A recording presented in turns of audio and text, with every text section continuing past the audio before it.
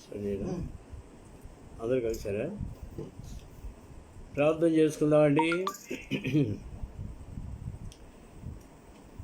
ప్రేమ కలిగిన మా తండ్రి, పరిశుద్ధుడైన మా దేవ, మీ ఘనమైన నామమునికే వందనాలు, స్తుతులు, స్తోత్రాలు చెల్లిస్తున్నాము నాయన. పగలంతా మమ్మల్ని కనికరించి కాపాడి భద్రపరిచి ఈ రాత్రికాల సమయంలో మీ సన్నిధిలో మమ్మల్ని ఉంచేందుకు మీకు స్తోత్రాలు. మా ప్రభా, మా దేవుడువు, మా రక్షకుడువు, మా విమోచకుడువు నాయన. మీ పరిశుద్ధమైన నామమునికే స్తుతులు, స్తోత్రాలు చెల్లిస్తున్నాము. మా తండ్రి, మాకెంతైనా నమ్మదగిన దేవుడుగా మమ్మల్ని మీరు కనికరించి ప్రేమిస్తూ నడిపిస్తున్నందుకు మీకు వందనాలు. ఆత్మీయంగా మీరు పోషిస్తున్న విధానం బట్టి మీకు స్తోత్రాలు చెల్లిస్తున్నాము. మీ మాటల ద్వారా మమ్మల్ని తృప్తిపరుస్తూ నడిపిస్తున్న విధానం బట్టి మీకు వందనాలు. ఈ విధంగా మా తండ్రి దినదినము మీ సన్నిధిలో కొద్దిసేపు గడిపే భాగ్యం మాకు ఇచ్చినారు, మీకు స్తోత్రాలు. ఎంతోమందికి లేనటువంటి ధన్యత మీరు మాకు ఇచ్చినందుకు మీకు స్తోత్రాలు చెల్లిస్తున్నాము. మా తండ్రి, ఈ సమయంలో ఆన్లైన్లో కనెక్ట్ అయిన బిడ్డలందరిని బట్టి మీకు వందనాలు చెల్లిస్తున్నాము. ఇంకా కనెక్ట్ కావాల్సిన వారిని కూడా మీరే కనెక్ట్ చేయండి. అందరూ పాల్పొందేదానికి సహాయం చేయండి. మా తండ్రి, ప్రార్థించే ఆత్మను మాకు దయచేయమని వేడుకుంటున్నాం. మా మధ్యలో మీ ఆత్మ సంచారము జరిగించమని వేడుకుంటున్నాము. దయ చూపించండి. నన్ను మీ కృపాస్తులకు అందించుకుంటున్నాను. నా బలహీన తిరిగిన దేవుడు నాయన, మీరే కనికరించి కృపనిచ్చి ఈ దిన పరిచర్య కొరకు సిద్ధపరిచినందుకు మీకు స్తోత్రాలు. మా ప్రభా, మా తండ్రి, ప్రతి అవసరం తిరిగిన దేవుడు నాయన, మీరే దయ చూపించి సహాయపడమని వేడుకుంటున్నాను. మమ్మల్ని మీ స్వాధీనపరుచుకుంటూ మీరే మమ్మల్ని నడిపించమని యేసు ప్రభు నామములో స్తుతించి ప్రార్థించి వేడుకుంటున్నాము తండ్రి. ఆమేన్.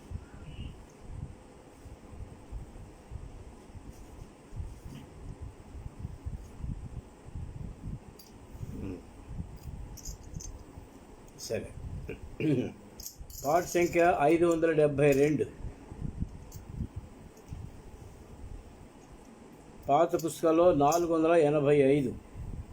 ప్రభువా, పంపు వర్షమును నీ వాగ్దానములు స్థిరపరిచి.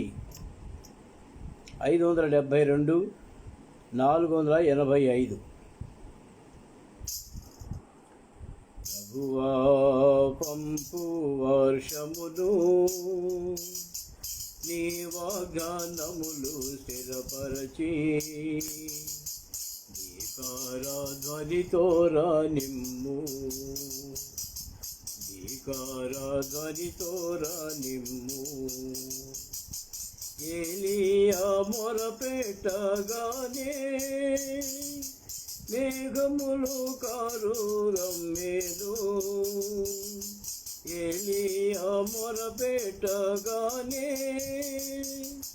మేఘములు కారు గమ్మేను. మోపైన వాన భూమిపైన కురిసే, మోపైన వాన భూమిపైన కురిసే.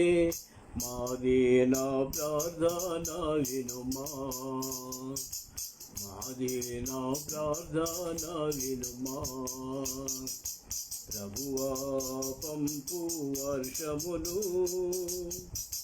నీ వాగ్దానములు స్థిరపరచి.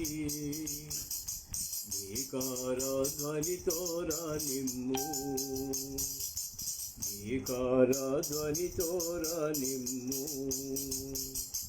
కడవారి వానాకాలమున వర్షము దయచేయు మిలలో. కడవారి వానాకాలమున వర్షము దయచేయు మిలలో. పైరు మొలుచున్నట్లు ప్రతి చేనులోను, పైరు మొలుచున్నట్లు ప్రతి చేనులోను మెరుపులను పుట్టించుము, మెరుపులను పుట్టించుము. ప్రభువా, పంపు వర్షమును నీ వాగ్దానములు స్థిరపరచి. ధీకార ధ్వనితో రానిమ్ము, ధీకార ధ్వనితో రానిమ్ము. దేవాని స్వాస్యము మీద సమృద్ధిగా కురిపించుము. దేవాని స్వాస్యము మీద సమృద్ధిగా కురిపించుము.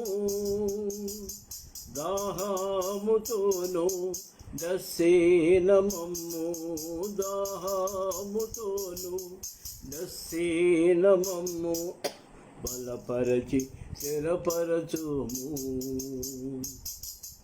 బలపరచి స్థిరపరచుము. ప్రభువా పంపు వర్షమును, నీ వాగ్దానములు స్థిరపరచి భీకర ధ్వనితో రానిమ్ము, భీకర ధ్వనితో రానిమ్ము. ఆత్మీయ గొడ్డుతనములో అలమాటించుచున్న మాకు, ఆత్మీయ గొడ్డుతనములో అలమాటించుచున్న మాకు ఉపదేశమిచ్చి పరిశుద్ధపరచి, ఉపదేశమిచ్చి పరిశుద్ధపరచి ఉజ్జీవింపజేయు మమ్ము,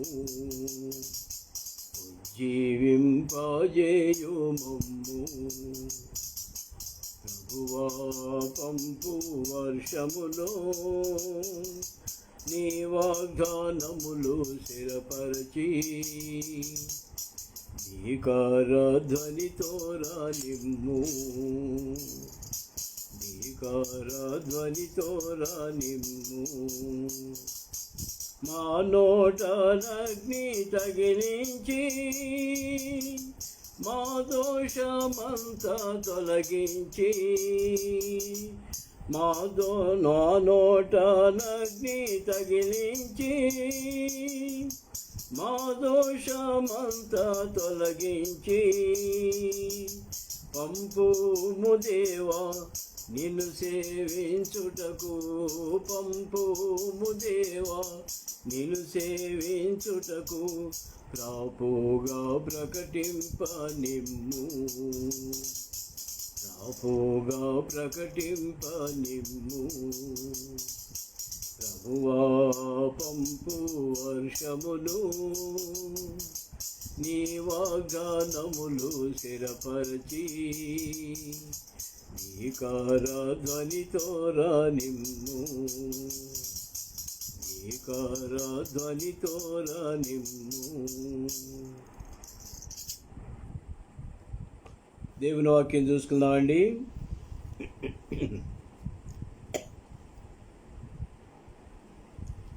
యెహోషువ గ్రంథము 11వ అధ్యాయము. యెహోషువ గ్రంథము 11వ అధ్యాయము మొదటి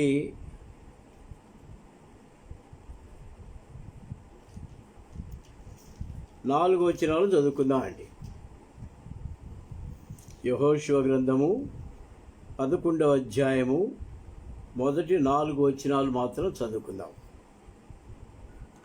హాసోరు రాజైన యాబీను జరిగిన వాటిని గురించి విని మాదోను రాజైన యోబాబుకును, షిమ్రోను రాజుకును, అక్షాపు రాజుకును, ఉత్తర దిక్కునున్న మన్య దేశములోను, కిన్నెరెతు దక్షిణ దిక్కునున్న అరాబాలోను, షెఫేరాలోను, పడమటనున్న దోరు మన్యములోను ఉన్న రాజులకును, తూర్పు పడమటి దిక్కులందరి కనానీయులకును, అమోరీయులకును, హిత్తీయులకును, పెరిజీయులకును, మన్యములోనున్న యబూసీయులకును, మిస్పా దేశమందలి హెర్మోను దిగువ నుండి హివ్వీయులకును వర్తమానం పంపగా, వారు సముద్ర తీరమందలి ఇసుక రేణువులంత విస్తారముగానున్న తమ సైనికులందరినీ సమకూర్చుకొని విస్తారమైన గుర్రములతోనూ రథములతోనూ బయలుదేరిరి. ప్రేమ కలిగిన మా తండ్రి, పరిశుద్ధుడైన మా దేవా, మరొకసారి మీ పాద సన్నిధిలో మొరపెట్టుకుంటున్నావు నాయన. మీరిచ్చిన లేఖన భాగులు బట్టి మీకు వందనాలు.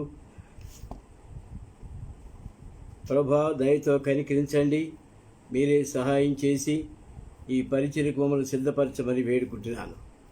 మా తండ్రి, బలహీనంగా ఉంటే నన్ను మీరు కనికరించి మీ సిలువు చాటును మరుగుపరచండి. మీ వర్తమానం ద్వారా మాతో మాట్లాడుతున్నామని వేడుకుంటున్నాం.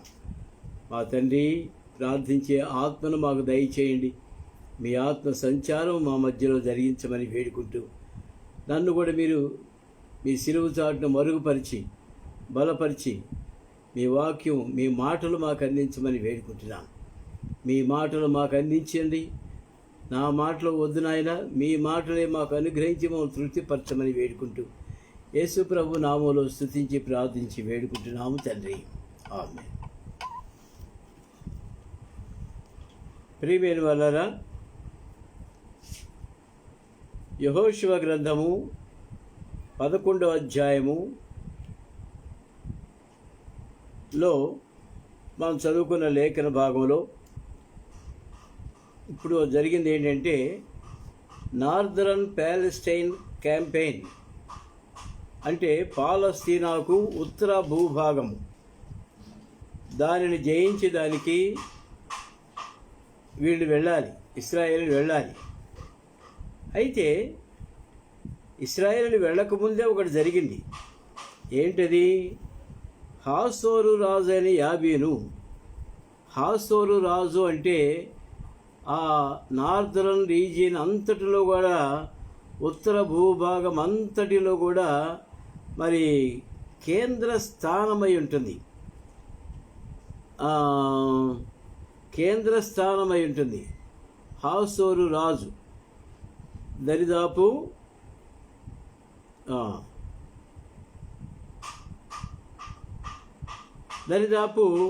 ఆ ప్రాంతంలో ఉన్న వారందరికీ కూడా కేంద్రము, మరి ముఖ్య పట్టణం కూడా.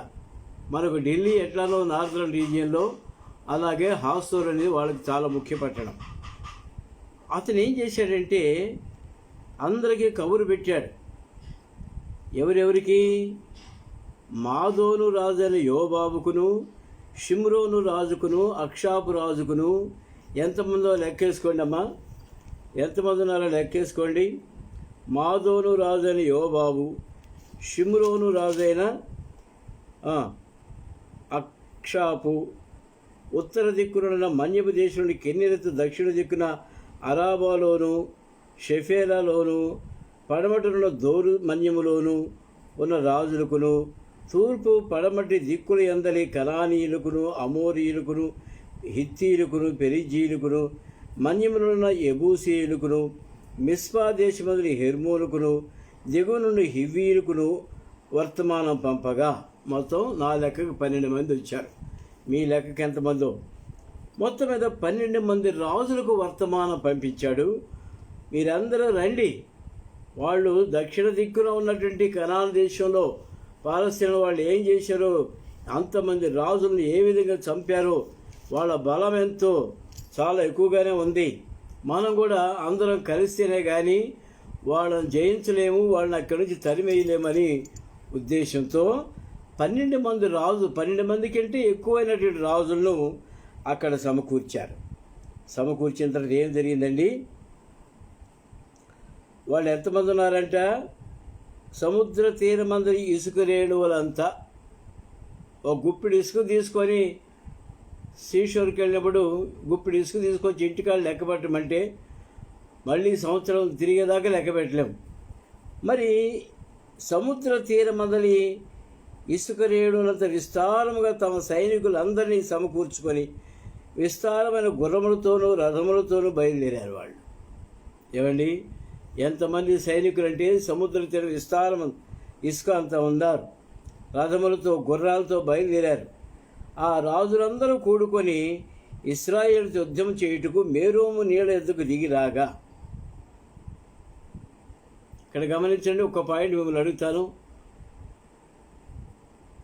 వాళ్ళందరూ కలిసి ఇశ్రాయేలు మీదకు ముందుగా వాళ్ళు వచ్చారా, లేదా ఇశ్రాయేలే ముందుగా ప్లాన్ చేసుకొని వాళ్ళ మీదకి వెళ్తున్నారా?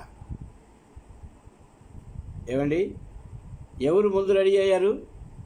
యుద్ధానికి కాలు దువ్వింది ఎవరు?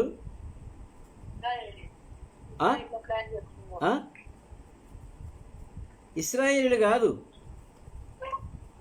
శత్రు సైన్యాలు 12 మంది రాజులు వాళ్ళే ముందుగా వచ్చి వీళ్ళు వీళ్ళ మీద యుద్ధానికి వస్తున్నారు కదండి. అక్కడ మొదట వచ్చిన మళ్ళీ చదవండి. హాసోరు రాజైన యాబీను జరిగిన దాని గురించి విని వీళ్ళందరికీ వర్తమానాలు పంపగా వారు సముద్ర తీరమందరి ఇసుకరేణులతో విస్తారముగా ఉన్న తమ సైనికులందరినీ సమకూర్చుకొని విస్తారమైన గుర్రములతో రథములతో బయలుదేరి ఆ రాజులందరూ కూడుకొని ఇశ్రాయేలుతో యుద్ధం చేయుటకు మెరోము నీళ్ళ దగ్గరికి దిగిరాగా, ఇశ్రాయేలు అప్పుడు ఎక్కడున్నారు? మెరోము నీళ్ళ దగ్గర లేరు. మెరోము నీళ్లు అంటే అదొక ప్రదేశం. మరి అంత దీని గురించి ఏమైనా మెటీరియల్ దొరుకుతుందని చూశారు, కానీ మెరోము నీళ్ళ గురించి అది ఒక ప్రదేశం అనే రాశారు. అయితే పల్లపు ప్రదేశం, లోయ ప్రదేశం, అక్కడికి వచ్చారు. అక్కడ ఎప్పుడూ నీళ్లు ఉంటాయి కాబట్టి మెరోము అనే ప్రదేశంలో ఆ మెరోము నీళ్ళ దగ్గరికి వచ్చారు. కాబట్టి వచ్చింది వాళ్ళు, కాలు దువ్వింది వాళ్ళు, రెచ్చగొట్టింది వాళ్ళు.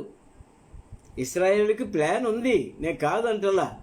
ముందుగా వాళ్ళు కాలు దువ్వచ్చు. ఎందుకు అడుగుతున్నానంటే చివరిలో దీని గురించి మనం ధ్యానించాలి. అందుకు 5వ వచనం, ఆ రాజులందరూ కూడుకొని ఇశ్రాయేలు యుద్ధం చేయుటకు మెరోము నీళ్ళ వద్దకు వచ్చి దిగ్గ, యెహోవా వారికి భయపడకము, రేపు ఈ వేళకు ఇశ్రాయేలు చేత సంహరింపబడిన వారినిగా నేను వారినందరినీ అప్పగించదును. నీవు వారి గుర్రముల గుదిగాలి నరములు తెగకోసి వారి రథములను అగ్ని చేత కాల్చుదు అని యెహోషువతో చెప్పాడు. యెహోషువకి ఎప్పుడైతే ఈ మాట వినబడిందో యెహోషువ ప్రజలు అందరూ మొరపెట్టారు, ప్రభువా ఈసారి ఎక్కువ మంది ప్రజలు ఉన్నారు అంటే అని ప్రార్థన చేసి ఏమన్నాడు? దేవుడు ఏమన్నాడండి? వారికి భయపడకుము. ప్రియమైన వాళ్ళారా, మీ బైబిల్లో ఈ మాట ఎక్కడొచ్చినప్పటికీ రెడ్డింగ్తో అండర్లైన్ చేసి పెట్టుకోవాలని నేను కోరుతున్నాను. వారికి భయపడకుము. మనకు దేవుడిచ్చే వాగ్దానం అదొకటే, వారికి భయపడకము. ఎవరైనా సరే మన మీదకి వస్తే, ఆఫీసులో పనిచేసే కాడ మనతో ఉన్న వాళ్ళే మన మీద తిరగబడ్డారు అనుకోండి, ఏం గుర్తు రావాలి మనకు? వారికి భయపడకము. మీ ఆఫీసర్లే మీ మీద తిరుగుబాటు చేసి తప్పుడు రిపోర్ట్స్ పెట్టారు అనుకోండి, ఏం చేయాలి? మనం ప్రార్థన చేసి వారికి భయపడకమనే వాగ్దానం మనం తీసుకోవాలి. ఎక్కడ ఏదొచ్చినా సరే వారికి భయపడకము.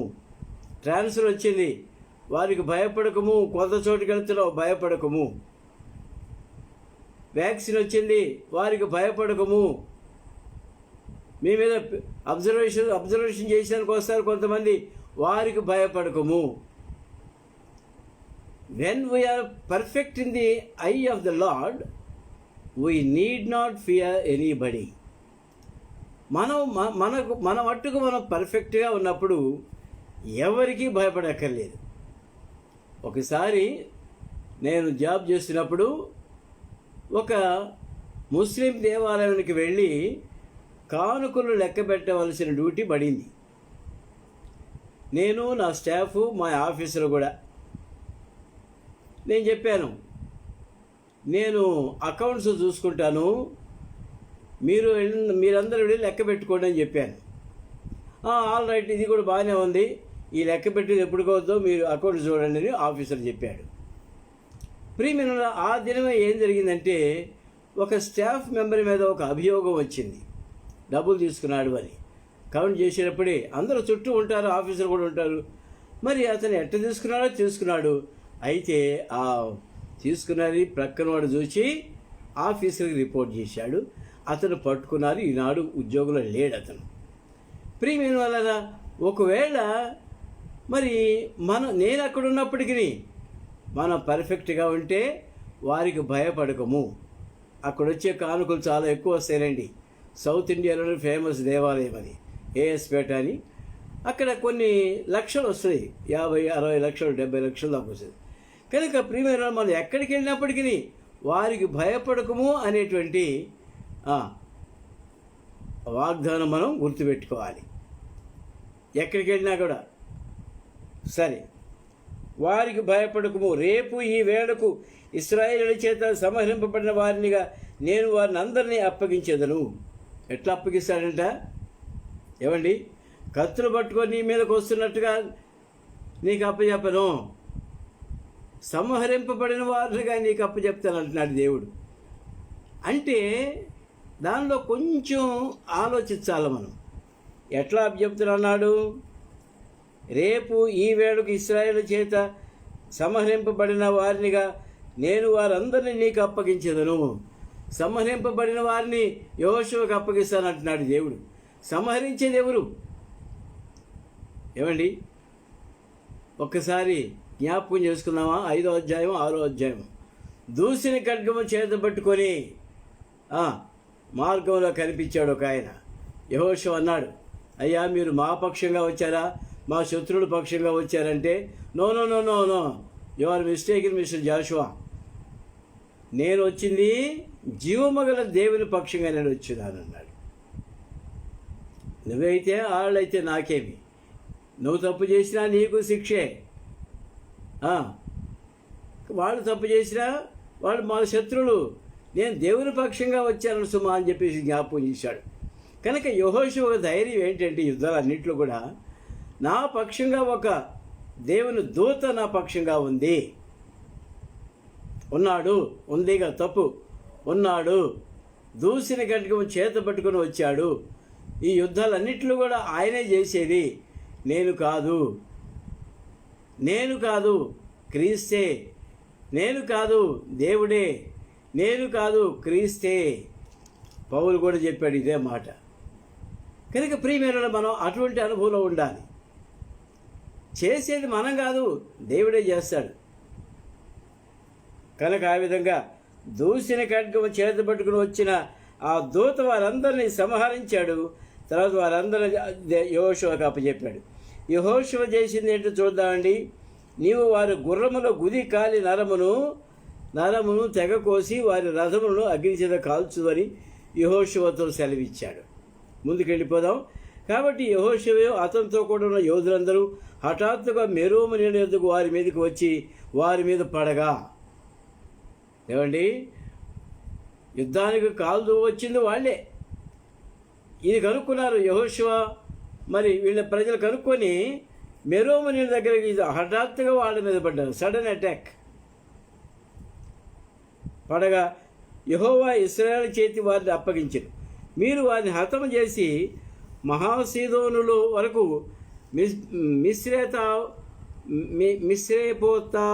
మిశ్రేపోత్మాయం వరకును తూర్పు వైపున మిస్పే లోయ వరకును వారిని తరిమి నిశ్శేషముగా చంపిరి. ఏమండి, యెహోవా యెహోషువతో సెలవిచ్చినట్లు అతడు వారికి చేశాను. అతడు వారి గుర్రముల గుదికాలి నరమును కోసి వారి రథములను అగ్నితో కాల్చివేశాను. అయిపోయింది. ఎంతమంది రాజులు వచ్చారు? 12 మంది రాజులు ఒకేసారి. వీళ్ళందరూ కూడా నార్థరన్ పాలస్తీనాకు చెందినటువంటి వాళ్ళు. 12 మంది రాజులు ఒకేసారి వచ్చి, నేను అనుకున్నాను ఒక్కొక్క రాజుతో ఒక్కొక్క దేశాన్ని జయిస్తూ పోతే యెహోషువ గ్రంథమంతా ఇట్లే ఉంటుందేమో అనుకున్నాను. మొన్న ఎంతమంది? 10 మంది రాజులు. ఇవాళ 10 మొన్న ఎంతమంది వచ్చారండి? 12 మంది. మొన్న కూడా 11 మంది. ఇవాళ 12 మంది రాజులు వచ్చారు. 12 మంది కూడా ఒకేసారి ఒకే యుద్ధంలో అందరినీ జయించేసేసారు. దూసిన ఖడ్గము చేత పట్టుకున్న యెహోవా యొక్క దూత మనతో ఉండగా మనం చేసేది ఏముంటుందండి? ప్రియమైన మనం చేసే డ్యూటీ ఒక యుద్ధ భూమి అనుకుందాం. వారికి భయపడకము అనే వాగ్దానం తీసుకుని బయలుదేరదాం. దేవుడే మన పక్షంగా యుద్ధం చేసి మనకు విజయాన్ని సమకూరుస్తాడు. ముందుకెళ్ళిపోదామండి. యెహోషువ ఏం చేశాడు? గుర్రములు గుదికాలు నరాలను కోసేశాడు, రథములన్నింటినీ అగ్నితో కాల్చివేశాడు. ప్రజలందరినీ ఈయన చంపినట్టు కనపడ్డా. సంహరింపబడిన వారిగా నీకు అప్పగిస్తానన్నాడు. కనుక దేవుని దూత వాళ్ళందరూ సంహరించి యెహోషువ కాళ్ళ దగ్గర పడేశాడు. 10వ వచనం. ఆ కాలమున యెహోషువ వెనుకకు తిరిగి హాసోరును పట్టుకొని దాని రాజును కత్తివాత హతము చేశాను. పూర్వము హాసోరు ఆ సమస్త రాజ్యములకు ప్రధానం. ఇందాక చెప్పాను కదా, పూర్వము హాసోరు ఆ సమస్త రాజ్యములకు ప్రధానం అన్నమాట. మనకు ఢిల్లీలాగా. ఇశ్రాయేలీయులు దానిలో ఉన్న ప్రతి వారిని కత్తివాతను హతము చేసిరి. ఇంకా కొంతమంది ఉంటారు కదా ఊళ్ళో, వాళ్ళందరినీ కూడా కత్తివాత హతము చేశారు. ఎవరు కూడా తప్పించుకొని పోకుండా యెహోషువ వారందరినీ నిర్మూలన చేశాడు. అతడు హాసోరును అగ్నితో కాల్చివేసాను. యెహోషువ ఆ రాజులందరినీ హతము చేసి వారి పట్టణమును పట్టుకొని కొల్లబెట్టెను. యెహోవా సేవకుడైన మోషే ఆజ్ఞాపించినట్లు అతడు వారిని నిర్మూలన చేసెను. అయితే యెహోషువ హాసోరును కాల్చివేసిన గాని మెట్టల మీద కట్టబడి ఉన్న పట్టణమును ఇశ్రాయేలు కాల్చివేయలేదు. హాసోరు చుట్టుప్రక్కల పట్టణాలన్నింటిలో అన్ని ఇళ్ళన్నీ తగలబెట్టేశారు, పట్టణాలన్నీ తగలబెట్టారు.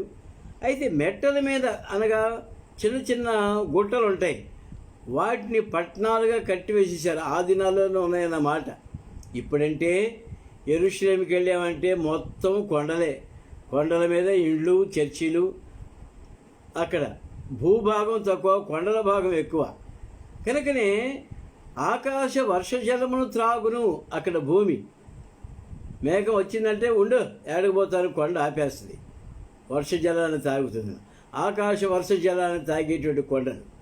కనుక ప్రియమైన విస్తారంగా పంటలు పండేటి రాజ్యం. హాసోరు కత్తి ఇశ్రాయేలు దానిలో ఉన్న ప్రతి వారిని కత్తివాత హతము చేసిరి. ఎవరిని ఎక్కడ దాకా వచ్చామండి? మెట్టల మీద కట్టబడి ఉన్న పట్టణమును కాల్చివేయలేదు. ఎందుకు కాల్చివేయలేదు? ఏమండి, అన్నీ కాల్చివేశారు కదా. మెట్టల మీద ఉన్న పట్టణాలను ఎందుకు? పట్టణమే కదా. మెట్టల మీద కట్టబడి ఉన్న పట్టణములను ఇశ్రాయేలు కాల్చివేయలేదు. ఎందుకు కాల్చివేయలేదు? ఒక్క మాట చదువుకుందాం అండి. యెహోషువ గ్రంథము 24వ అధ్యాయము. యెహోషువ గ్రంథము 24వ అధ్యాయము 13వ వచనం చదువుకుందాం అండి. 24:13. మీరు కట్టని పట్టణములను మీకు ఇచ్చి ఉన్నాను, మీరు వాటిలో నివసించుచున్నారు. మీరు నాటని ద్రాక్ష పండ్లను, ఒలీవ తోటలను, పండ్లను తినుచున్నారు. కాబట్టి మీరు యెహోవా యందు భయభక్తులు గలవారై. దేవుడు ఏమిచ్చాడండి? కట్టని ఇండ్లు, త్రవ్వని బావులు, ద్రాక్ష తోటలు, ఒలీవ తోటలు విస్తారముగా పండేటివి. కట్టని ఇండ్లు, పట్టణాల మీద, గుట్టల మీద కట్టిన పట్టణాలు మొత్తం వీళ్ళు స్వాధీనం చేసుకున్నారు. దేవుడిచ్చిన వాగ్దానం నెరవేరిందా? కట్టని ఇండ్లు, త్రవ్వని బావులు, ద్రాక్ష తోటలు, ఒలీవ తోటలు. నెహెమ్యా గ్రంథంలో 9వ అధ్యాయం చాలా విస్తారంగా రాశారు ఆ విషయాలు. కనుక ప్రియమైన వాళ్ళరా, దేవుని యొక్క వాగ్దానం ఒక్కటి కూడా తప్పిపోదు. అన్నీ కాల్చేమే, వీటిని ఎందుకు కాల్చలేదు అన్నట్టు చూశారు. అయినా దేవుడు ఏమిచ్చాడు? అవి కాల్చబాకండి, మీరు అందులో ఉండండి అని చెప్పాడు. కనుక వాటిని కాల్చకుండా వదిలిపెట్టేసేసారు. ప్రియమైన వాళ్ళరా, యుద్ధాలు చేస్తున్నా, డ్యూటీ చేస్తున్నా ఒకటే. దేవుడు మనతో మాట్లాడుతూ ఉండాలి, ఆ అనుభవంలో మనం ఉండాలి. మరి దావీదు ఎన్నిసార్లు ప్రార్థన చేశాడు? 7 సార్లు ప్రార్థన చేసేవాడు ఉన్నాడు. ఏ టైమింగ్స్ మనకు తెలియదు, కానీ మనం ఈ దేవుడిచ్చిన ప్రతి టైంలో మనం ప్రార్థన చేయొచ్చు. ఏమండి, దేవుడిచ్చిన ప్రతి టైంలో ప్రార్థన చేయొచ్చు.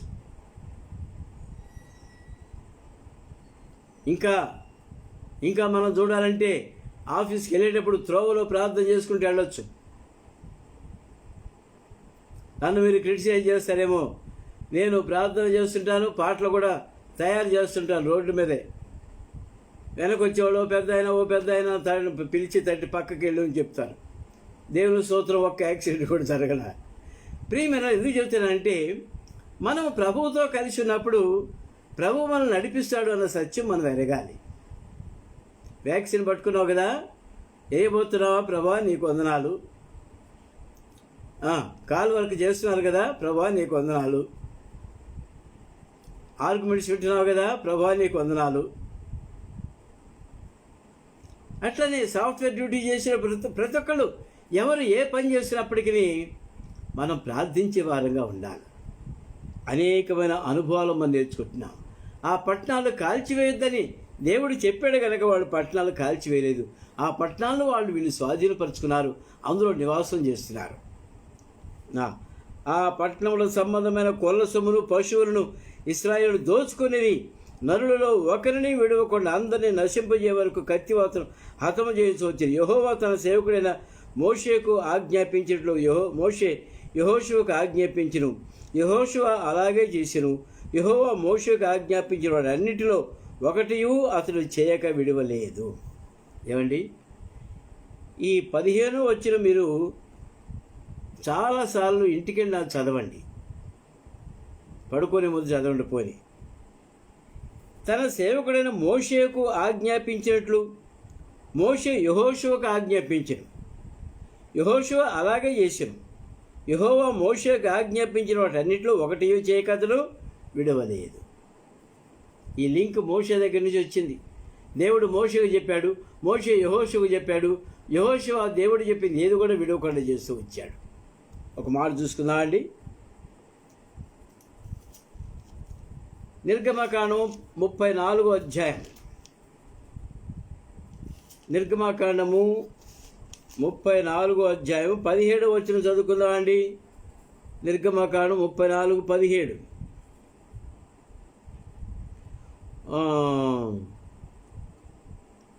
మధ్య భాగం. నేను నీకు ఆజ్ఞాపించినట్లు అబీబు నెలలో నియామక కాలముందు 7 దినములు పొంగన వాటిని తినవలెను.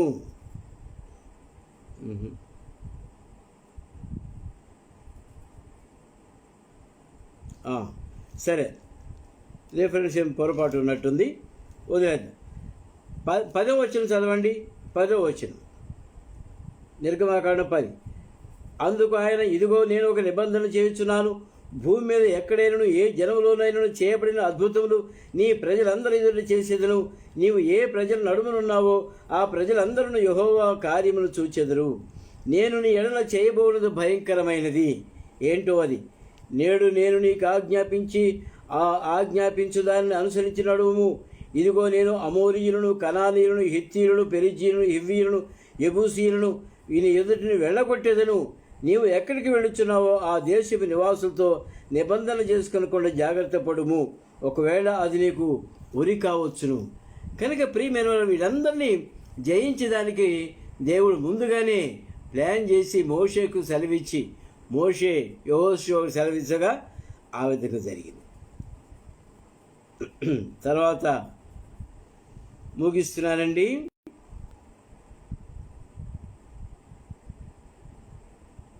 20వ వచనం చదువుకుందామండి.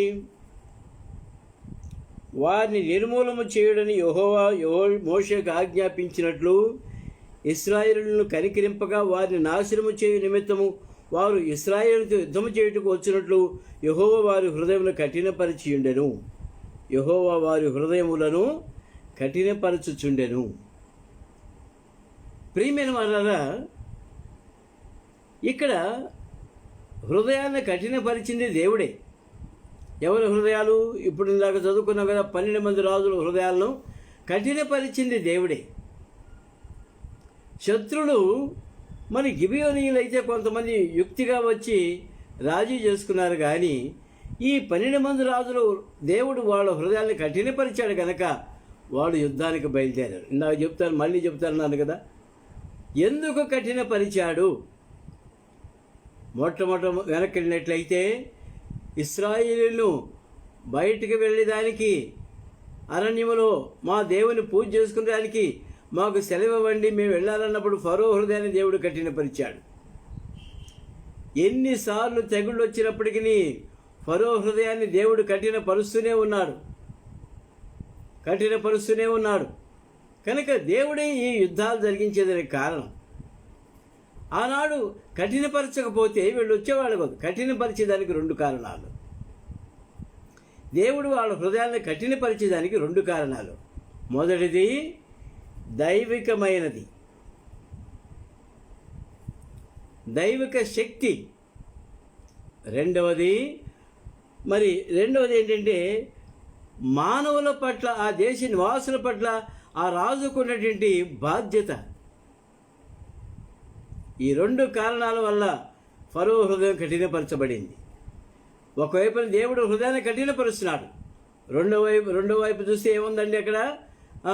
తన ప్రజలు ఏమైపోతారోనే, బలహీనమైపోతారేమో, వాళ్ళేమో ఆ మధ్యకి యుద్ధానికి వస్తారేమో అనేటువంటి భయం, తన దేశ నివాసుల పట్ల ఉన్నటువంటి బాధ్యత కోసం ఆయన తన హృదయాన్ని కఠినపరుచుకున్నాడు.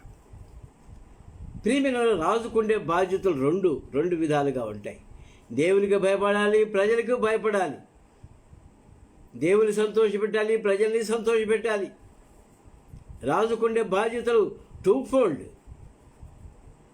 కనుక ప్రియమైన ఏ అధికారికైనా 2 బాధ్యతలు ఉంటాయి. న్యాయం చేయటం, దేవునికి భయపడటం. తప్పు చెప్పాను. దేవునికి భయపడటం, రెండోది న్యాయం చేయటం. ప్రియమైన ఈ 2 విషయాలు మన జీవితంలో గుర్తుపెట్టుకొని ముందుకెళ్ళిపోవాలి. ఒక్క నిమిషం టైం ఉన్నట్టుంది.